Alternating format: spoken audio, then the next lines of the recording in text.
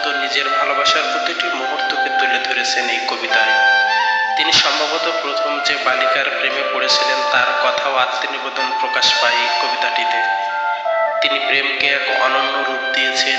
ইতিহাস বদলায়, সময় বদলায়, কিন্তু প্রেম কখনো শেষ হয় না।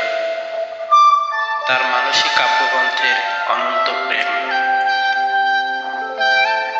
তোমার এই যেন ভালোবাসিয়াছি শতরূপে শতবার, জন্মে জন্মে যুগে যুগে অনিবার। চিরকাল ধরে মুগ্ধ হৃদয় গাঁথিয়াছে গীতহার,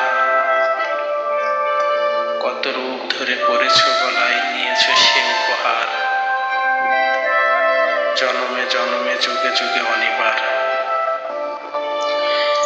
যত শুনি সেই অতীত কাহিনী, প্রাচীন প্রেমের ব্যথা, অতি পুরাতন বিরহ মিলন কথা। অসীম অতীতে চাহিতে চাহিতে দেখা দেয় অবশেষে কালের তিমির রজনী ভেদিয়া তোমারই মূরতে এসে, চিরস্মৃতিময় ধ্রুব তারকার বেশে।